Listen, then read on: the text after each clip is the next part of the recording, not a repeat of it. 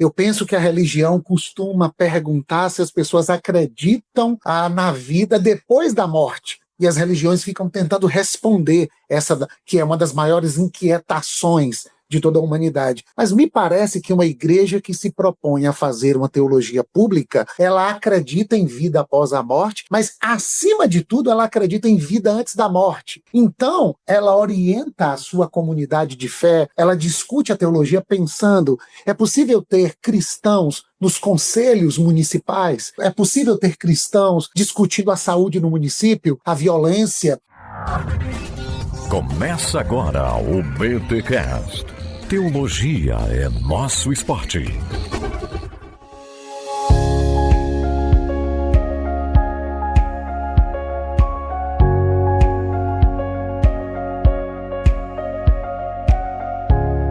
Muito bem. Começa mais um BTcast, o de número 597. Eu sou o Rodrigo Bibo e se a teologia não for pública, não tem razão de ser. Meu nome é Fábio Ito e a cabeça pensa onde os pés pisam. Caraca! Olá, gente querida, eu sou Simvaldo Queiroz e por causa da igreja e da teologia pública, houve grande alegria na cidade. Olha aí, gente, estamos aqui com o time da FLAM para falarmos sobre teologia pública. Calma, não vai ser uma dissertação de mestrado aqui, uma tese de doutorado, mas a teologia pública é uma forma de pensarmos e fazermos teologia. Vamos conectar com missão. O Ito aqui e o Simvaldo já deram a letra do tom da nossa conversa. Fique com a gente porque eu tenho certeza que os próximos 40 minutos serão informativos, edificantes. E é isso, você ouve o BTcast porque sabe que toda semana a gente traz um assunto legal aqui para você pensar, para confrontar a sua fé, para alegrar o seu coração, para ajudar você na missão. A gente está aqui para servir a igreja como um ministério para-eclesiástico, para que você seja um cristão menos pior, tá bom? E mais engajado aí com aquilo que Deus está fazendo no mundo. Pela primeira vez aqui, Simvaldo, por favor, apresente-se para a nossa audiência.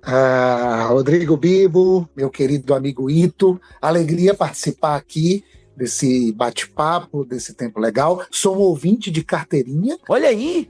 Sou um ouvinte desse podcast que tem abençoado tanta gente da nossa comunidade, tanta gente por onde eu ando, acompanha as conversas aqui. Eu sou Simvaldo Queiroz, sou de Vitória da Conquista, tenho 41 anos, sou casado com Dona Tati há 18 anos, pai do João, do Lucas e da Maju, sou psicólogo e também pastor plantador da Igreja Batista da cidade em Vitória da Conquista. E agora, com essa parceria maravilhosa com a FLAM, temos uma pós-graduação em teologia pública na nossa cidade. E sou um apaixonado pela igreja e pela missão de Deus. E eu costumo dizer o seguinte: melhor do que contar com Deus é ser por ele contado. Isso é um privilégio. Uau! Olha aí, gente. Muito bom, Simvaldo. Vitória da Conquista, guarde esse nome aí, hein, gente. Guarde esse nome que até o final do episódio, você que é de Vitória da Conquista e região, fica até o final do episódio que eu tenho certeza que vai ter uma notícia aí que vai alegrar demais vocês. Legal, Bibo.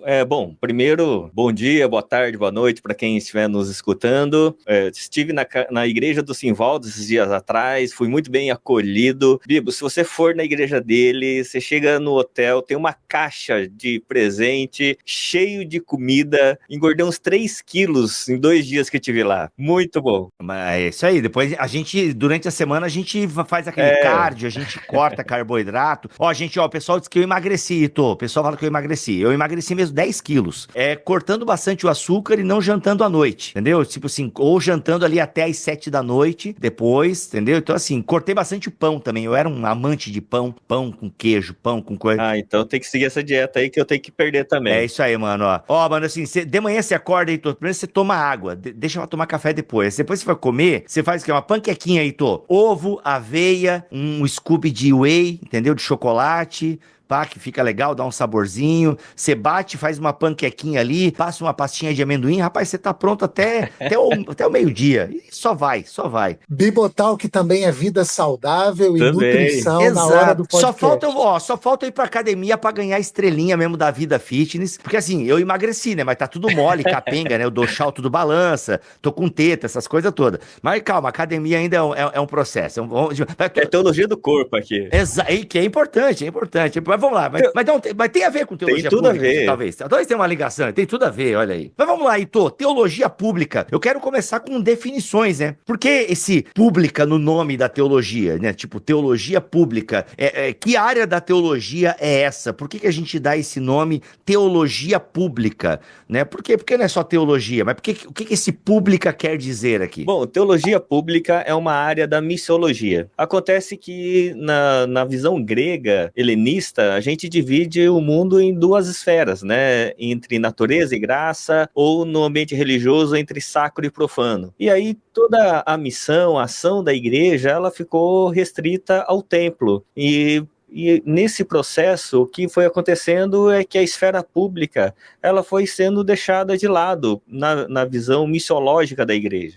A visão missiológica da igreja era de salvar pessoas, mas não compreendeu que também as estruturas criadas também precisavam de um processo redentivo. E a teologia pública ela vem para resgatar essa perspectiva da integralidade da missão, uma missão que tem a ver com a pessoa, tem a ver com as estruturas, tem a ver com o trabalho, tem a ver com o todo da existência. E à medida que a gente compreende que a missão tem a ver com a cidade, tem a ver com a pobreza, tem a ver com os sistemas estruturais caídos, então a gente entende que a missão da igreja é muito mais do que a dinâmica interna do templo, mas também com a dinâmica da cidade, de uma vida pública. É por isso que ser missionário ou ser um agente do reino de Deus não tem a ver apenas com uma ordenação ou com uma delegação religiosa, tem a ver com uma efetivação do nosso cristianismo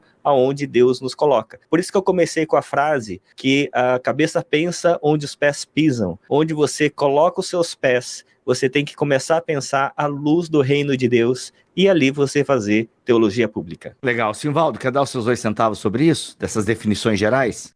Boa. Excelente. Ouvi o Ito. O anúncio do evangelho é também um anúncio político. Pregar o evangelho é também um ato político. Nasceu na cidade de Davi o Salvador, que é Cristo, o Senhor. Um anúncio que chega num contexto urbano, e vale lembrar, Bibo, que a palavra cidade aparece mais de 1000 vezes no Antigo Testamento e mais de 300 vezes no Novo Testamento. Cidade é uma das palavras mais mencionadas na Bíblia. A cidade é o lugar da missão. A cidade é a plataforma do que Deus está fazendo na história. E quando os anjos anunciam o evangelho, eles estão dizendo que César não é o Quírios, César não é o Senhor. Em César não há salvação. A política partidária tão somente não tem capacidade de oferecer a vida abundante sonhada por Deus para toda a criação. E Cristo é este Salvador, o verdadeiro Senhor, e é a Ele que nós devemos servir. Então, pensar teologia pública é lembrar-se das palavras do Dietrich Bonhoeffer, quando ele diz que a igreja só é igreja quando o é para os de fora. Teologia pública é uma teologia para além do domingo, para além do templo, para além do clero, é uma teologia para a vida e para a vida de todos. Isso é pensar também teologia pública. E é legal essa fala do Simvaldo, Bibo, porque eu tive lá, né, fazendo o lançamento da pós-graduação em teologia pública, e eu falei assim, ô Simvaldo, queria ir uns dias antes aí, pra gente bater um papo, conhecer o ministério da igreja, e foi interessante que eu visitei alguns trabalhos que o Simvaldo promove, entre eles a Casa de Paz, e também alguns assentamentos que eles dão assistência, cara, e eles promovem um trabalho sensacional. Então essa pós-graduação não é só uma questão teórica, mas é também um testemunho público daquilo que eles já estão realizando lá em Vitória da Conquista. Agora, gente, por que esse nome teologia pública e não teologia da missão? É uma pergunta, né? Porque tudo que vocês falaram parece muito missão, a missão da igreja. Por que essa qualificação pública, assim, da teologia? Porque tem até uma disciplina chamada teologia pública, que alguns até brincam que já é uma teologia natimorta e tal, meio que o termo parece que não pegou, mas por que não é uma teologia da missão e teologia pública? Por que faz essa distinção? Porque a teologia da missão é muito mais abrangente, né? Dentro da teologia da missão você tem a missão transcultural, missão urbana, você tem missão propriamente dita, então você tem ali a teologia bíblica da missão, você tem muitas vertentes dentro da missiologia. Agora, teologia pública já é um pensar com relação à cidade, como que a igreja ela se manifesta no ambiente público da vida, tanto no aspecto social quanto no aspecto corporativo, em todas as áreas da vida, né, dentro da cidade. É por isso que teologia pública ela tem mais a ver com essa dinâmica de uma vida fora do tempo. Quando a gente pensa na missão da igreja e quando a gente pensa nessa terminologia da teologia pública, nós estamos falando de uma igreja que está dentro de um contexto social e que ela propõe a ideia de que a vida eterna não começa depois da morte. A vida eterna começa antes da morte. Eu penso que a religião costuma perguntar se as pessoas acreditam na vida depois da morte. E as religiões ficam tentando responder essa, que é uma das maiores inquietações de toda a humanidade. Mas me parece que uma igreja que se propõe a fazer uma teologia pública, ela acredita em vida após a morte, mas, acima de tudo, ela acredita em vida antes da morte. Então, ela orienta a sua comunidade de fé, ela discute a teologia pensando, é possível ter cristãos nos conselhos municipais? É possível ter cristãos discutindo a saúde no município, a violência, pensando, por exemplo, como na minha cidade, no ano passado houve mais de 2.000 acidentes no trânsito. Como é que a igreja, a comunidade da vida, pode se inserir nos contextos sociais nos quais ela vive e convive, e vendo as mazelas do seu tempo e da sua conjuntura, ela responde com o evangelho da vida, propondo mudanças para o indivíduo, mas também mudanças estruturais, sociais, possíveis e que geram vida abundante aqui e agora, e que essa vida continue ali e além. É possível ter vida aqui e agora, e nós cremos nisso. Na teologia da aliança, é interessante que tem um conceito chamado dos mandatos criacionais, que na teologia da aliança a gente fala que tem 3 mandatos, né? O mandato com relação a Deus, que tem a ver com a nossa espiritualidade, o mandato social, que tem a ver com as nossas relações, e o mandato cultural. O mandato cultural tem a ver com o trabalho, com o desenvolvimento de sociedade, com repensar dessa sociedade à luz do reino de Deus. Então, esse mandato cultural, que é a nossa responsabilidade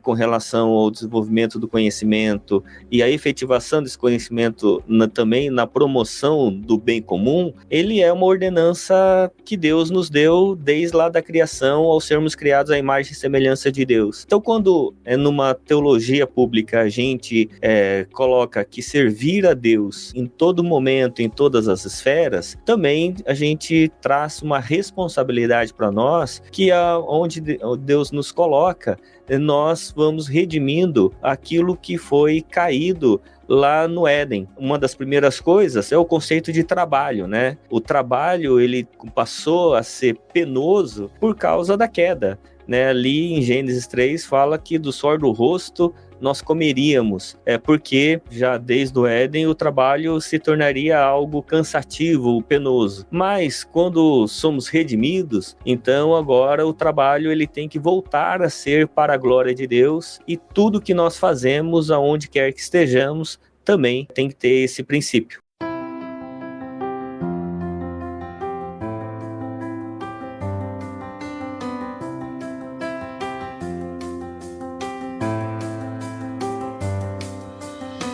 Galera, ouvindo vocês, me vem a seguinte pergunta. Qual a diferença entre a teologia pública, né? Ou seja, vocês estão aqui defendendo e de alguma forma qualificando e expondo o que significa teologia pública, na opinião de vocês, com base nos autores que vocês se referenciam e tal. Mas qual a diferença da teologia pública que vocês estão trazendo para, por exemplo, uma teologia do domínio, ou seja, uma crença que existe até na igreja evangélica, de que vamos ocupar os espaços, tudo vai ser do Senhor Jesus, uma espécie de dominação mesmo cristã, porque a gente acredita que nós temos o melhor para a sociedade, e é uma ideia de assumir mesmo um posto e mandar a partir do cristianismo, de dominar mesmo, né? E é muito forte, essa teologia também tem no Brasil e tal, quase, e se mistura um pouquinho até com a teonomia, não? Qual que é a galera? É teonomia, né? Teocracia, exato. Teocracia, né? Tem até um quê de teocracia, Como é que a teologia pública, né, ela se diferencia de uma teologia do domínio, de uma teocracia, por exemplo, que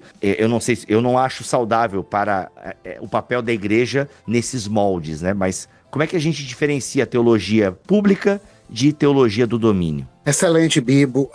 Na teologia do domínio, ela acaba sendo filha do Constantino, né? Essa ideia de ocupar os espaços para ter o controle, é aquilo que Foucault chamava de poder pastoral, a religião como sendo aquela que tem a última palavra no ambiente urbano e social, que tem o domínio, que imputa medo a partir da culpa e faz com que toda uma sociedade esteja debaixo do seu domínio, com a prerrogativa e com o discurso de estarem fazendo a vontade de Deus. Na teologia pública, o enfoque está no Jesus de Nazaré. Eu vim para servir vocês. O John Stott tem uma fala maravilhosa, que ele diz que do mesmo modo que Deus entrou no nosso mundo através de Jesus, nós precisamos entrar no mundo de outras pessoas. Fazer teologia pública é ter toalha e bacia nas mãos e se aproximar de todas as esferas da sociedade para servir a sociedade a partir de uma consciência crística, redentora, que gera reconciliação para com Deus e para que haja paz. E o fruto da justiça é a paz. Inevitavelmente, a gente vai conviver com um mundo marcado pela guerra e pela injustiça se a igreja não tiver a postura e o engajamento do Jesus de Nazaré. Isso é fazer teologia pública. Tem umas questões importantes também, complementando aí a fala do Simvaldo, é que a teologia pública difere da teologia do domínio à medida que a teologia do domínio ela busca ocupar o poder. A teologia pública procura ser um sacrifício. Então, ela vai onde há dor, onde há uma dificuldade, e nessa dor e dificuldade ela encontra a sua missão. Então, enquanto a base da teologia do domínio é o poder, a base da teologia pública é o sacrifício, a dor de alguém. Mas, Heitor, eu vou te interromper aqui, Heitor, vamos lá. Alguém deve estar pensando assim agora. Vocês falam isso aí, mas não é um pouco inocente da parte de vocês? Porque às vezes, sem ocupar o poder, a gente também não consegue servir. É que, à medida que a gente serve aonde Deus nos coloca, a gente serve estando no poder ou não. E o objetivo não é o poder, o objetivo é o sacrifício. O objetivo é, inclusive, da gente entender que a igreja é uma igreja de crucificados, não de dominadores. Uhum. Então, à medida que a gente entende essa postura, a gente, aonde Deus nos colocar, seja com poder ou não, a nossa busca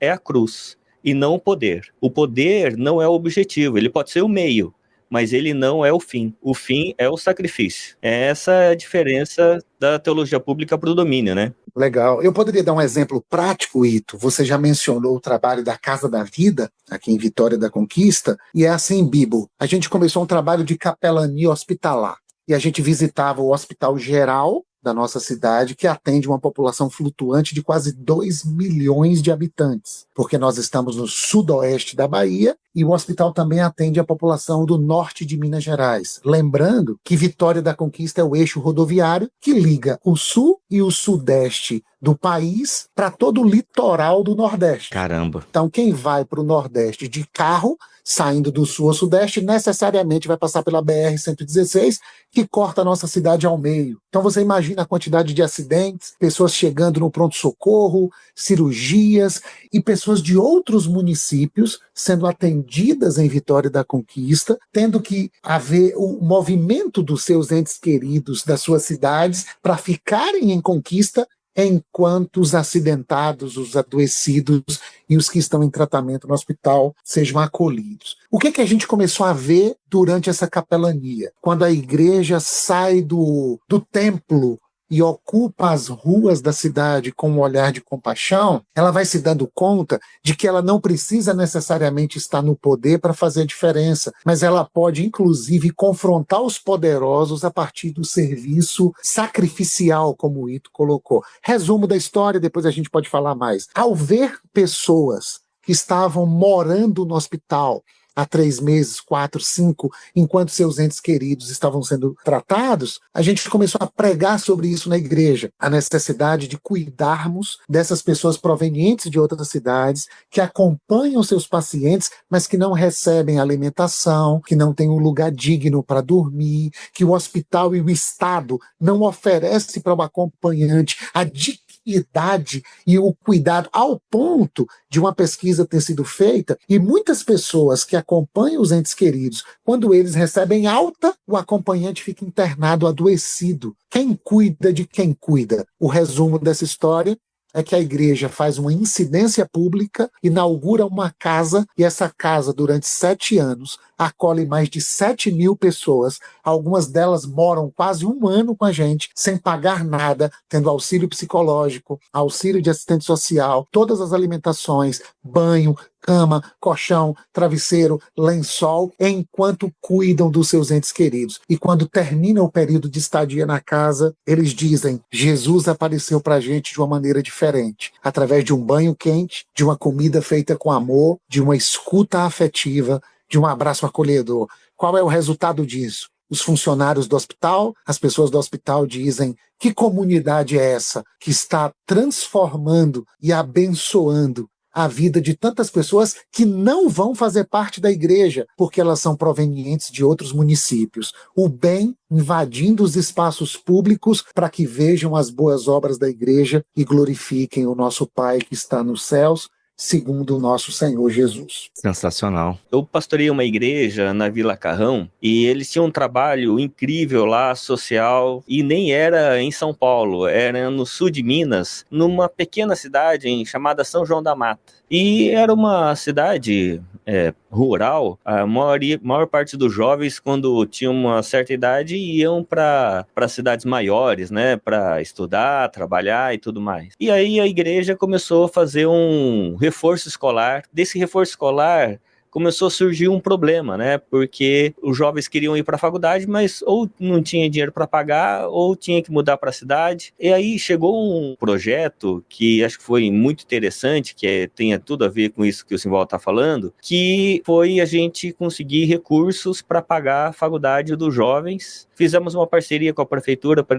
eles darem um ônibus e uma parceria com a faculdade que deu um desconto para o nosso instituto. Aconteceu que quando o projeto começou na cidade, tinha 44 graduados na cidade. Chegou um momento que a gente mantinha quase 200 jovens na faculdade. Desses 200 jovens, depois anualmente ia aumentando, alguns se tornaram vereadores da cidade e fizeram do projeto uma política pública. Então a igreja, ela começou com um sacrifício, atendendo a dor de alguém, as dificuldades das famílias, vendo os filhos irem embora, não ficando na cidade por falta de perspectiva, por falta de estudo, de possibilidade, e a igreja foi atendendo a dor, até o momento que esse grupo se fortaleceu e amadureceu de tal forma que eles propuseram de dentro, aí sim, da cidade, e a nossa missão lá acabou, porque agora o projeto se tornou uma política pública da cidade. Então a gente foi para outros lugares. Então isso é intervir socialmente,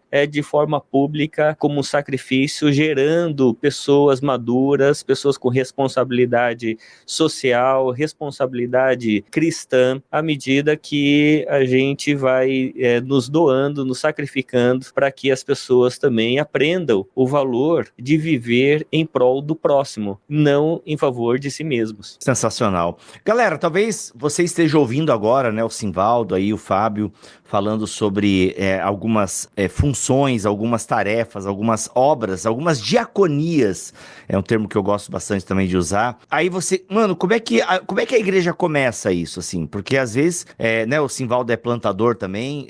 Você que era plantador, Simvaldo? Ou já plantou e já cresceu e ainda chama de plantação? O que que é? Já é uma igreja plantada de 11 anos, já é uma igreja consolidada. Que bom, que bom. Em busca de plantar novas igrejas agora. Olha aí, exato, exato. Então aí você tá pensando, como é que a igreja dá os primeiros passos, assim, em prol de uma teologia pública?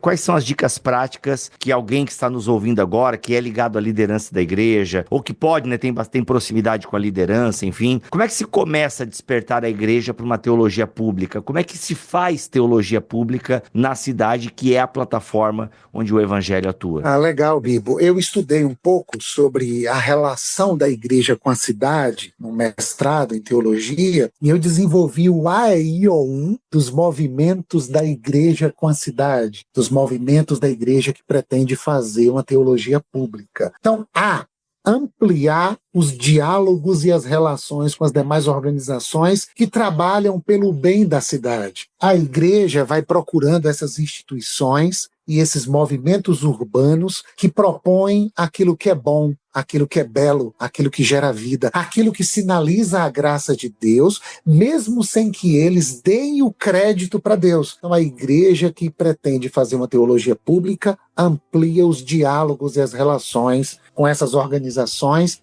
e movimentos da cidade. Estabelecer parcerias estratégicas com ONGs, projetos e programas sociais que estão envolvidos com a integralidade da missão na cidade. E instruir a comunidade da fé acerca da amplitude e abrangência do evangelho, capacitando-a para servir a cidade além dos limites culto, clero, domingo e templo. Organizar cursos, formações, seminários, intercâmbios, conferências, pós-graduações que promovam conhecimento, despertamento e movimento missional da igreja em direção ao homem da polis, em direção aos espaços públicos. E, por fim, unificar palavras e ações, pregação e manifestação, evangelização e responsabilidade social, o fazer e o ensinar, discurso e vida, fé e obras. Eu acho que é por aí. A minha proposta é muito parecida com a do Simvaldo, que é das raízes aos frutos, né? Se você não aprofundar sua raiz no conhecimento, na palavra de Deus, no evangelho de Jesus Cristo, procurando ter uma identidade a partir do reino de Deus, tudo que você vai fazer pode se tornar ou algo apenas sociológico ou algo ideológico, por melhor que você faça. Mas para se tornar algo cristológico e transformador de fato, precisa ter raízes profundas no conhecimento, como o Simvaldo fez, que ele foi estudar, ele foi pesquisar sobre o assunto, e hoje a igreja dele, ele tem uma atuação pública muito efetiva, e agora com a pós-graduação lá ainda mais. Então, e agora ele está levando toda a comunidade a estudar o assunto, a pesquisar o assunto. Então, sempre antes da gente fazer alguma coisa, a gente precisa saber qual que é a nossa identidade a partir de Cristo Jesus, qual é a nossa vocação, o nosso chamado, porque senão tudo que a gente faz é a partir da nossa ganância, do nosso ego, e aí se torna apenas ideológico ou sociológico, e não cristológico.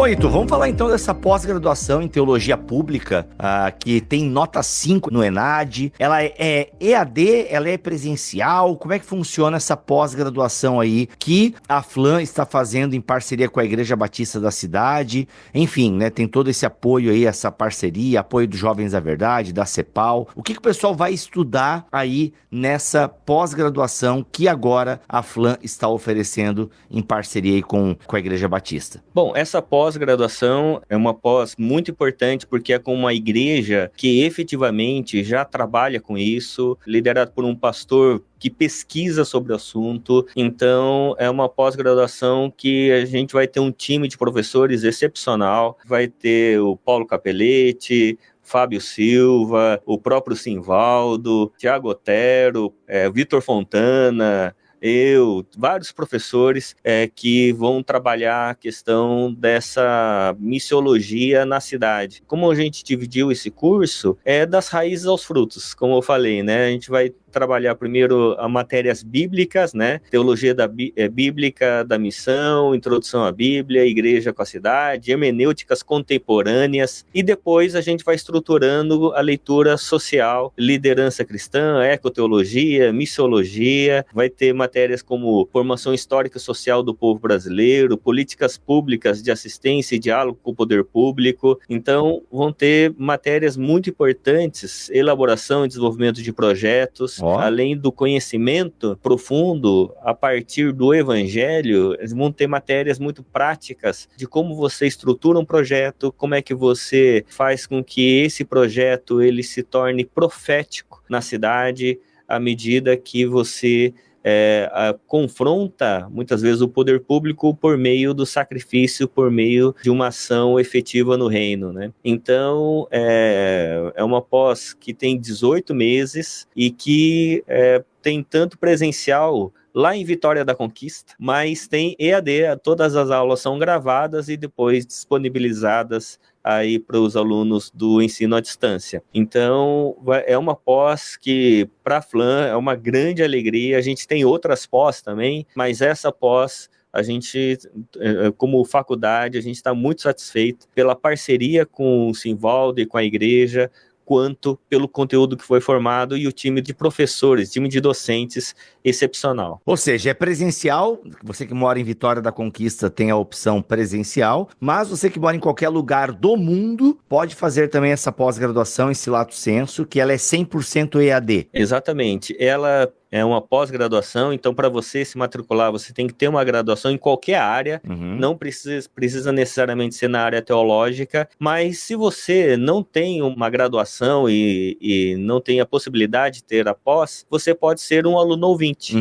Você pode ter acesso a todos os conteúdos, todas as discussões dessa pós, e você vai ter um certificado da faculdade, da FLAM, mas não com o credenciamento do MEC. Exato, ou seja, se você não tem nenhuma graduação, você pode entrar como aluno ouvinte. Cara, muito legal mesmo. E lembrando, gente, se você entrar aqui no link que está na descrição deste BTcast, lá vai perguntar como é que você chegou até a pós-graduação. Se você colocar que for pelo Bibotalk, você tem desconto e ajuda a gente a fazer moral aqui com o patrocinador. Gente, olha só, muito legal a pós-graduação. Quando é que começa? Já começou. Já? Semana retrasada foi o primeiro módulo. Tive a alegria de inaugurar essa pós-graduação e passar uns dias lá. Alegria nossa! mas já começou. Agora o próximo módulo vai ser com o Simvaldo, aliás. Pronto, ou seja, a galera do EAD, quando que vai ser o Simvaldo? É isso, dia 21 e 22 de março, sexta e sábado, a gente vai conversar sobre a igreja com a cidade. Legal. E vai ser muito legal e dá tempo ainda se matricular, entrar na turma e fazer parte dessa pós-graduação que tem sido tão especial para a nossa comunidade, mas já temos alguns alunos EAD participando também dessa pós tão abençoadora. Legal. Gente, se você tiver dúvida, entra no site da FLAM, entre em contato, eles vão esclarecer tudo que vocês tiverem de dúvidas e tal. Aproveite, você que gosta desse tema da missão, da teologia, você percebeu, nossa, é muito legal. Eu já pensei em a igreja fazer isso e tal, mas eu não sabia, não tinha ideia de como fazer. Cara, essa pós vai te dar, você ouviu ali um pouco do que vai ser estudado, são 18 meses, geralmente, a pós-graduação, né? Exato. Nós temos pós de 12 meses, mas essa, em especial, ela é de 18 meses porque o conteúdo, ela vai trazer questões de abordagem de desenvolvimento de projetos, intervenção social, várias matérias que são espetaculares, então a gente não quis condensar e perder todas essas matérias, né? Então a gente fez uma pós-graduação um pouco mais abrangente, exatamente para que quem sair esteja pronto para intervir na sociedade de forma pública. Cara, sensacional. Simvaldo, mais um ânimo aí pra galera, tipo, poder estudar com vocês? Sim. Eu estava me lembrando aqui das palavras do René Padilha, quando ele diz que evangelização é a ação que exige explicação. É curioso como a gente foi formando o pensamento da evangelização sempre a partir de uma verbalização. A ideia querigmática, que é extraordinária, maravilhosa e deve ser nutrida, mas se a gente vai lendo os escritos de Lucas, o Evangelho de Lucas e Atos, é curioso porque o texto vai sempre dizendo que Jesus fazia e ensinava. Fazia e ensinava. Então, a sensação que eu tenho é de que, estudando teologia pública, pensando na igreja com a cidade, nós vamos abraçar aquilo que Michael Gorin disse, que a igreja deve ser o melhor trailer possível do reino de Deus que será consumado. A igreja é uma amostra grátis de toda a plenitude do reino de Deus que cobrirá a terra como as águas cobrem o mar. Então, a ação que exige explicação. Por que vocês estão fazendo o bem a nós?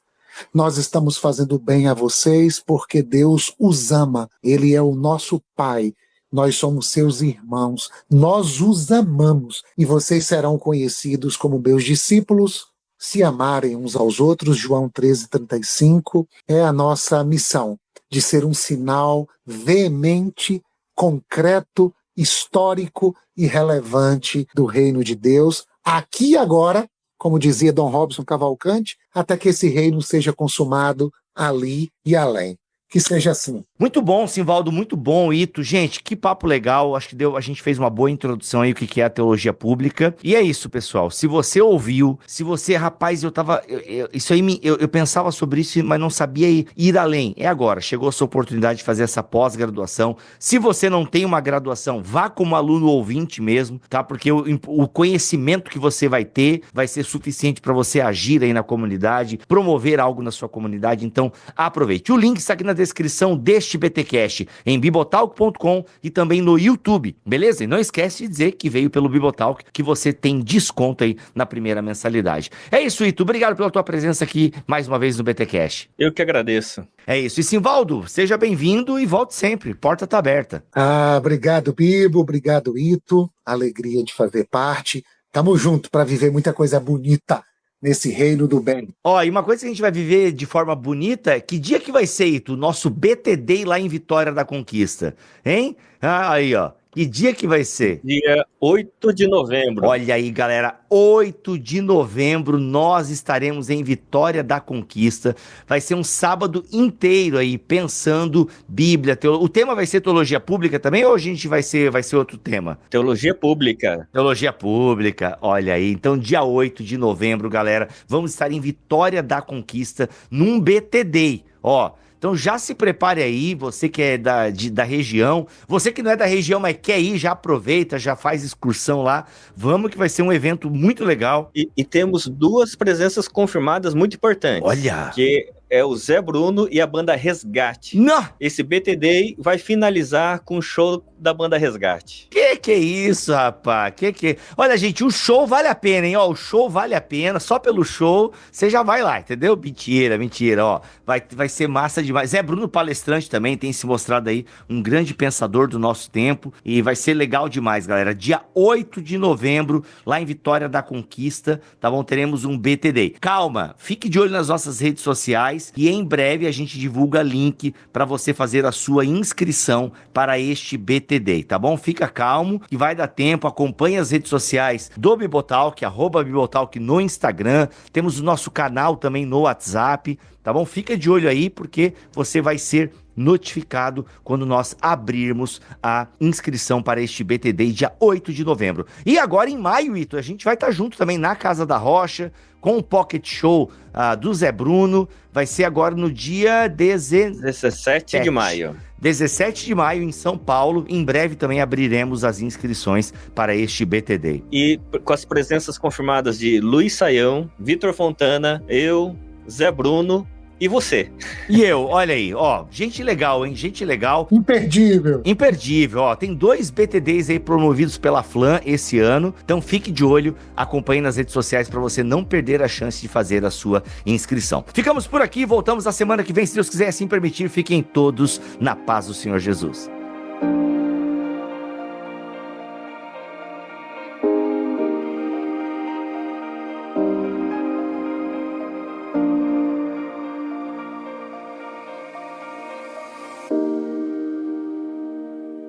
Este podcast foi editado por Bibotalk Produções.